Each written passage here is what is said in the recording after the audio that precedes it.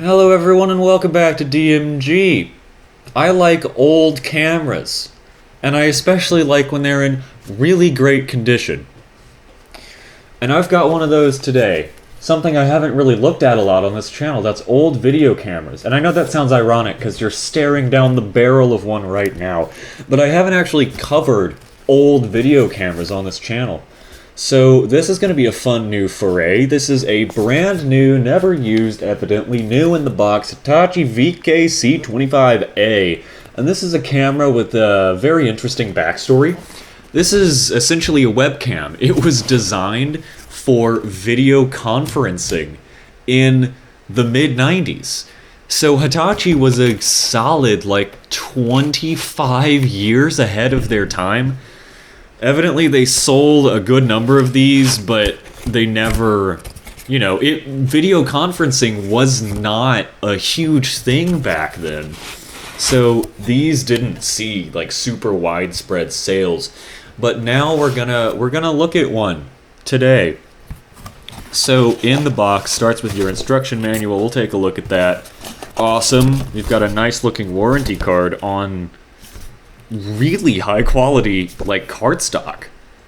This is some thick stuff. Oh yeah, it's a full mail-in form. Wonderful. So this one is Canada only. Okay, so maybe this was sold in Canada, and then we have a US only, not valid in Canada. Oh, different warranty cards for different regions. That's really cool. Okay. We've got our styrofoam that's starting to dissolve given its age. And there's our guy. There's our little fella. Let me tilt this a little bit better. Alright, so we have video cables. Just regular old composite. And power adapter, 9 volts, 300 milliamps, so that's pretty efficient. And there's the guy itself. Okay, perhaps this was used and then put back in the box, because we do have twist ties that were removed from cables. But still, this is in really good shape. Guess this could be called new open box or something. But anyway, here's our little camera. Comes on a rocking pedestal that I'd say that's maybe 15 degrees side to side, and it rotates. Oh wow, yeah, and it rotates. So pretty versatile range of movement, and yeah, nice pedestal. Then so that's a pretty overkill lens cover for your webcam there. And of course it doesn't use USB or anything to connect to the camera. It's just analog video and audio out. And RS-232 for computer control? Is that in the manual somewhere? Because, oh, I turned right to it. RS-232C, see page 8.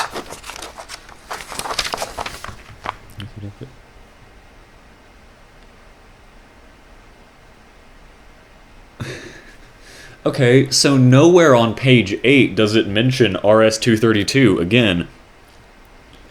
Which is a shame, because it said go to page 8 for that. Is there another page 8 or something? What the hell? So, I guess we'll never find out what that's for. But what we can find out is what it looks like. So we're going to pull out the ridiculous overkill workstation laptop. And a cheapo Garbo video capture card just to see what it looks like. Just real quick right here. I have nicer cards. I do have nicer video capture cards, but they are attached to giant computers, which I can't just set on this table too easily. Alright, so we are recording on the laptop here, and well, I guess it's off now. Oh! There it goes. So, yeah, it just switches on when you open its little cover. Hold on. Okay. cute. So, is this like a zoom ring? No, it looks like it's for focus. Oh, wow. So it has a macro mode. You can see my thumb here in utterly excruciating detail. We have some fuzz from it being composite video. Let's see, how readable is like text on here? That's what I was shooting on earlier. So aspherical lens, but of course that doesn't work perfectly. So there is some like fisheye effect, but this looks really good for a fully analog video camera. Yeah, this is looking solid. And that focus is super, super close. Here, let me bring this camera here so you can see how far away I'm holding this tape and how good it still manages to look. That's pretty damn good. But I'll just take this box here and keep talking a little bit. Oh yeah, for video conferencing, that's a solid little webcam, and it's outputting at, well, at least what the capture card is detecting from it is 720 by 480. This actually looks a little bit smoother than my mini DV camera, at least for motion, because that looks like it's like 30 FPS, 30 frames per second. There's so little motion blur, so I'm actually baffled by how good this video looks. There's no delay, there's no stuttering, and let me show you what this laptop's webcam looks like for a little bit of comparison. Video capture device, and we're gonna add our integrated webcam. It's gonna come up in a second and it's gonna look bad. Absolutely unflattering webcam. So, just for a little bit of comparison, I would say that I look better on this Hitachi video conferencing camera than I do on the laptop's webcam. And, I look ugly in high definition. That's why I shoot on mini DV. But, and this is like a better laptop webcam. This is a pretty good one. Anyway, I'm just yapping about nothing now. This camera is really solid for Hitachi's intended purpose of video conferencing, and its macro mode is a really unique feature. That was not something they needed to do at all. But I guess if you're like holding up documents to show someone on a video call, you'd want to, well, even at like medium range, this is still somewhat readable. But think about internet speeds in the mid to late 90s when this would have come out. It doesn't really matter how high resolution this is or, how fuzzy it is because of its composite video output. You wouldn't be able to push too much video through a 90s internet connection anyway. So this is perfectly serviceable for video conferencing. Hell, I might use this for Zoom calls nowadays. I like its little privacy cover, which it seems it actually switches the camera off because, yeah, it restarts the DSP hardware. It takes a minute for it to start processing the video again when you flip it open, and then it's like a second and a half. That's an unflattering angle. Let's play with its switches a little. So it has a exposure automatic and manual dial, and you can overexpose or underexpose yourself as needed. We'll switch that back to auto. And I don't think that is a mechanical driven iris. Does it look like one? Does it sound like one? That is not a mechanical iris, so that just controls the CCD's sensitivity. I'm actually a little bit surprised at how solid this looks. this little guy looks really good. Of course, not like really good by standards of this Sony camera that I'm shooting on or this other Sony camera that I'm shooting on. Those, of course, have higher resolution sensors and higher resolution video output to their recording medium. But for what this is, I'm blown away. I'm really impressed. But I don't know why it's so big. Like, what inside a webcam essentially needs to be this giant? So I am gonna take it apart. I am gonna rip it open. My beautiful brand new Hitachi is going to get torn to pieces and then, you know, put back together very carefully. All right, here we go. There's too much stuff here. There we go. Just two? Just two of them? Okay.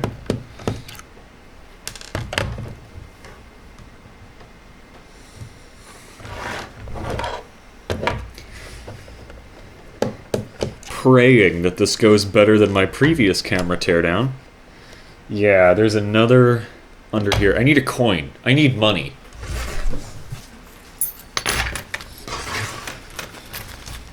You know, not to flex on you guys, but look at all that.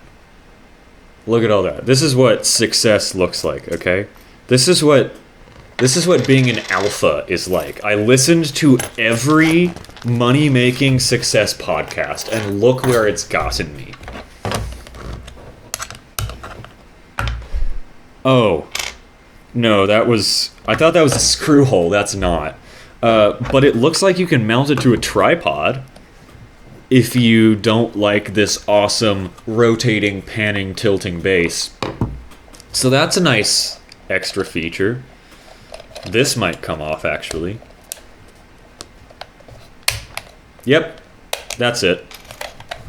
So these just pop right off of the little shutter, and then I think this will just swing open. Yep, perfect. Okay, so we have a huge copper bit for grounding. That's all for grounding the camera. We have a single 220 microfarad capacitor that's just hanging out, just sticking up above the board. There is exposure. And it looks like there was a different model of this camera that offered another switch, and it's labeled WBSW and WB-Vol, so that would be white balance. I guess here is the little, yep, there's the shutter open-closed switch.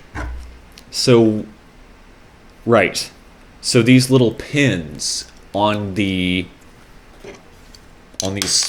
circles that snap the shutter onto the case would also trigger that switch when it is opened or closed.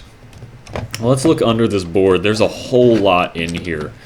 I guess the bottom side of this board would have the DSP hardware. Yep, gotta take both of them all the way out, and then this should lift up. Yep. There we go. Oops. The switch popped off. I will snap that back on later. So we have that's not the DSP. This guy here. It must be under the, good lord, there's another PCB. That must be the LED or maybe the microphone. Oh yeah, there's the DSP hardware. So we'll carefully remove that second board with the ground stuff. And wow. So yeah, lots of surface mount components here, and a lot of larger capacitors underneath as well. We've got something perished inside, and that's a Hitachi chip. There's the board with the CCD. Looks like a tiny CCD. So yeah, that Hitachi chip is what is doing the most of the digital signal processing stuff. which is so funny. I feel like they didn't need to do all of this for just an analog output webcam. They really went above and beyond here. So yeah, the signal gets converted to digital for processing, and then back to analog for the output. And then, oh, there's another big Hitachi chip. And that, I don't know what these do, but I would wager that that maybe is like the CPU. Because if you look, there's the crystal, the quartz crystal that regulates its clock speed. There are all of these little capacitors and even like transformers for power delivery and power regulation.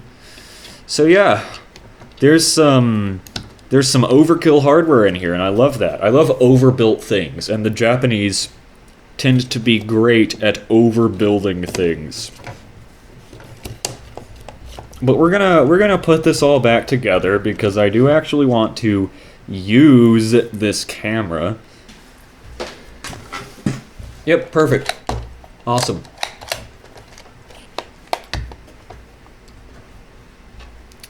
So yeah, a lot of stuff in here. But that's gonna wrap it up for this adorable little Hitachi camera with a funky little purpose that wouldn't really become a thing for many, many more years.